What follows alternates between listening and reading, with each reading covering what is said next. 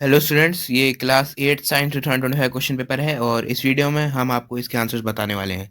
तो आप सभी जल्दी जल्दी अपने आंसर्स मैच कर लीजिए।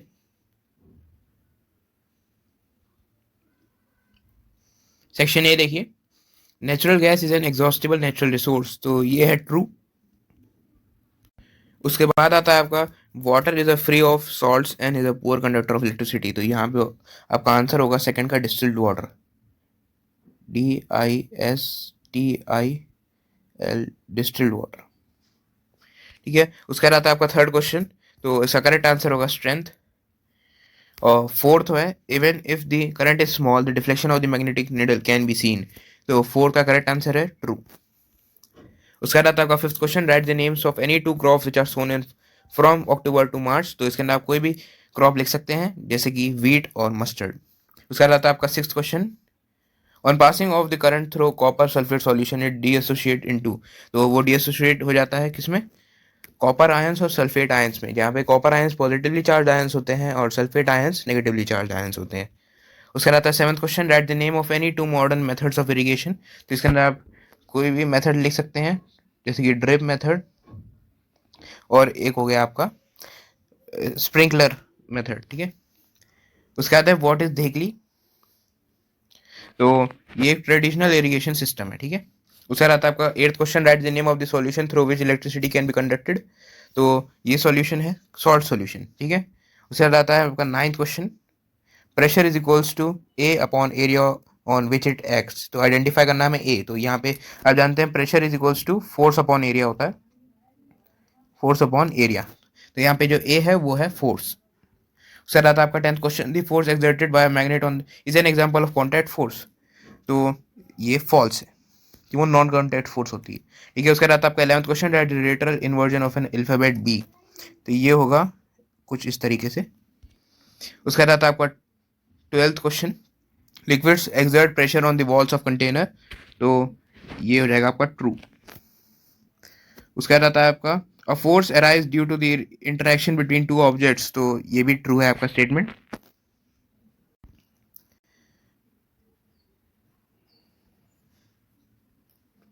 इसके बाद आता है आपका section B, write the names of any two protozoa, तो इसके अंदर आप कोई भी दो प्रोटोजोआ के नेम लिख सकते हैं जैसे कि अमीबा और पैरामीशियम। उसके बाद आता है आपका name two diseases that are caused due to bacteria, तो यहाँ पे आप कोई भी दो डिजीज लिख सकते हैं, फॉर एग्जाम्पल टीबी और कोलरा।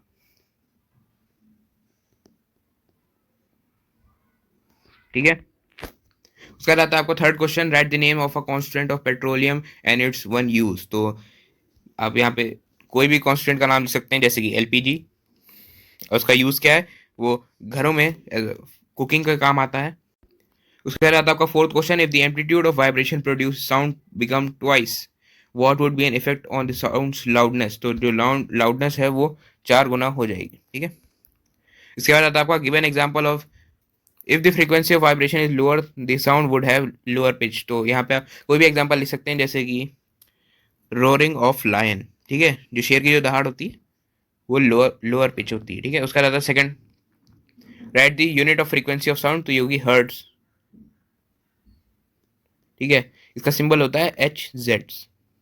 ठीक है, उसके बाद आपका fifth question, write any two features of an image found by plane mirror, इसके अंदर आप कोई भी दो फीचर्स लिख सकते हैं जैसे कि लेटरली इन्वर्टेड और सेम साइज की इमेज बनती है उसमें। ठीक है, उसके बाद आपका six question, on cutting vegetables with a blunt and sharp knife which is easier and why, तो यहाँ पे जो शार्प नाइफ से आपको जो है वो सब्जियां काटने में आसानी होगी क्योंकि उसका जो एरिया है वो कम है, जिसकी वजह से वो प्रेशर ज़्यादा लगा पाती है सरफेस पे।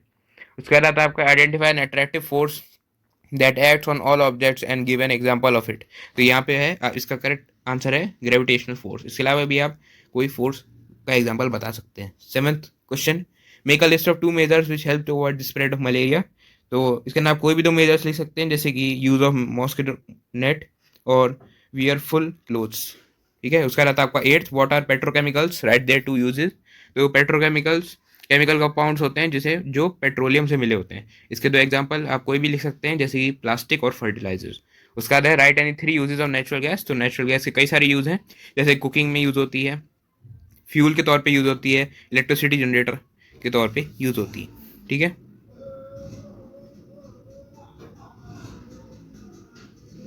इसके बाद आता है आपका section C, match the following. तो यहाँ पे जो वी पैरस है उसका हो जाएगा give birth to young ones. उसका रहता है आपका मेटामॉर्फोसिस, तो इसका करेक्ट आंसर हो जाएगा transformation of larva into adult. उसका रहता है आपका एसेक्सुअल रिप्रोडक्शन, तो इसका हो जाएगा only a single parent is involve. उसका रहता है आपका फर्टिलाइजेशन, फर्टिलाइजेशन का हो जाएगा fusion of male and female, sorry sperm and ovum. तो उसका रहता है आपका ओविपेरस। तो फिफ्थ का करेक्ट आंसर हो जाएगा option C, lay eggs.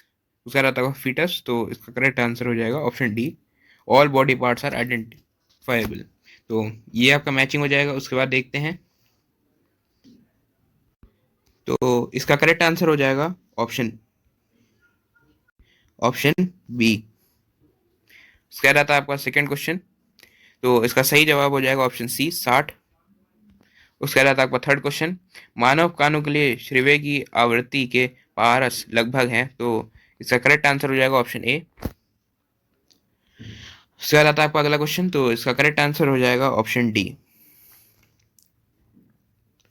English medium में आप देख लीजिए question, the sound can not travel through, तो ये वैक्यूम से ट्रेवल नहीं कर सकती।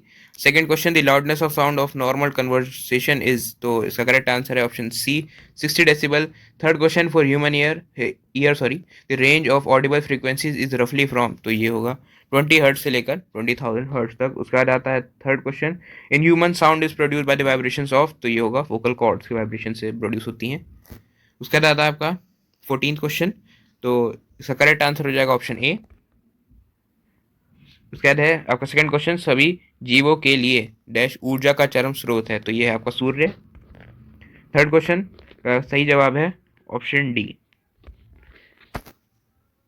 इंग्लिश में देख लीजिए आप, first is an insectivorous plant, तो ये है पिचर प्लांट। उसके बाद आता है आपका second, is the ultimate source of energy for all living organisms, तो ये है sun. Third question, helps to capture the energy of sunlight, तो ये आपका क्लोरोफिल।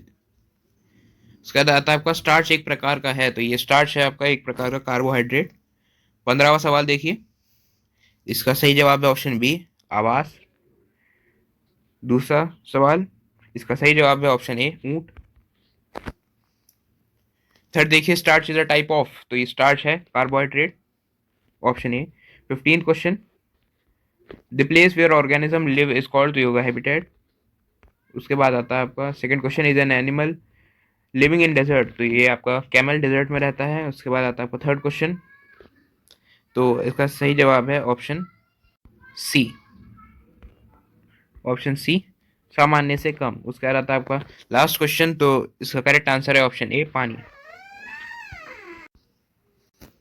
उसका रहता है आपका desert animals come out only during the night because in night temperature is, तो जो टेम्परेचर है वो नॉर्मल से कम रहता है डेजर्ट में। उसका रहता है आपका last question, thick waxy layer in desert plants helps to retain water, option A इसका आपका सही हो जाएगा। तो ये था आपका आज का question paper. Thank you for watching once more.